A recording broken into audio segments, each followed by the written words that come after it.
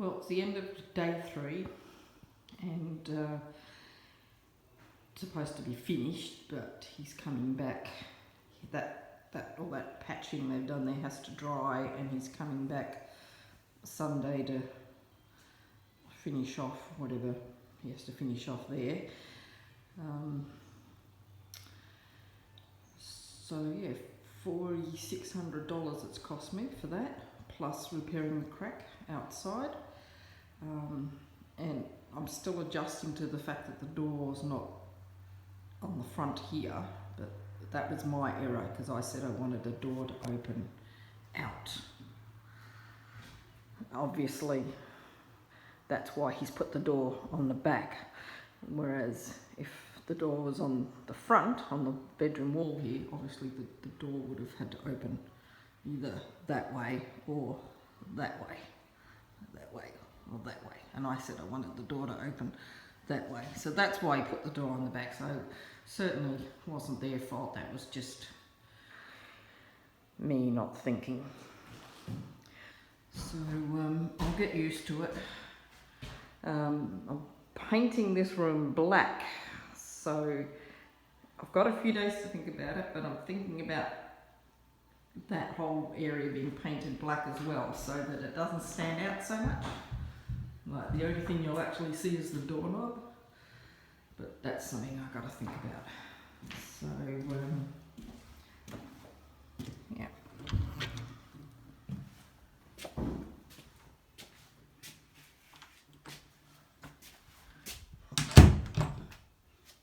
And there we go.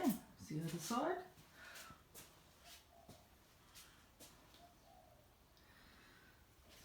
So it's yeah, very professional young lad, very nice person. So all that just so that I've got easy access to the toilet.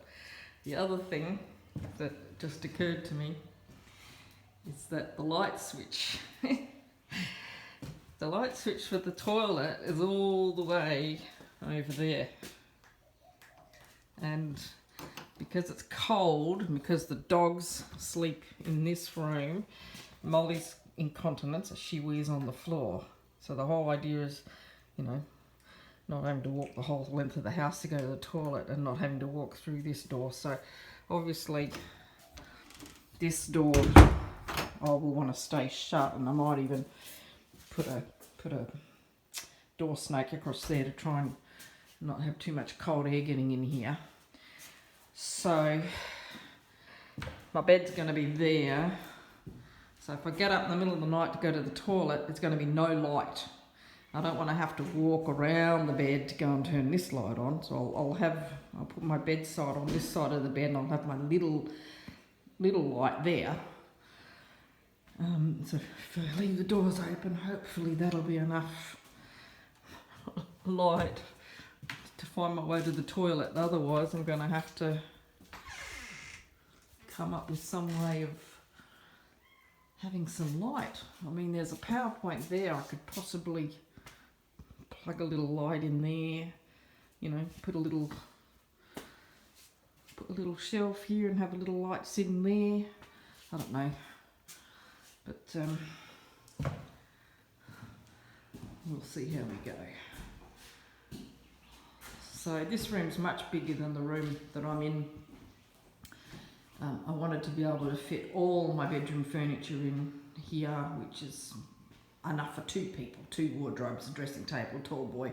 I mean, I don't need all that furniture, it's only me. It's just that it's such a nice wooden bedroom suite that I wanted to have it all together. But now I'm thinking I won't. I don't want so much clutter, and I want to be able to hang things on the wall. So it'll be bedside cabinet, bed, bedside cabinet, my lingerie chest, which is tall, will go there, and then up against that wall will be the wardrobe, and then up against that wall will be the dressing table. So I'll have this big black wall there which I can hang pictures in my nebula star cluster painting that my brother did. That'll go up there. That's red and black, and I think it's going to look amazing because it'll actually look like it's, you know, out in the dark, out to space, and then I'll be able to maybe fit a couple of small pictures on either side there, and that whole wall will be free to hang things. So yeah, I was pretty upset yesterday, but there's a cat crying. Somebody's locked in somewhere. Meow. Meow. Is that you? You're such a baby. Yeah. I was a bit embarrassed this morning because when I got up and came in here, I noticed that the cats, one of the cats had peed. There was a big pile of rubble here, and one of the cats had peed on top of the rubble. I didn't tell them.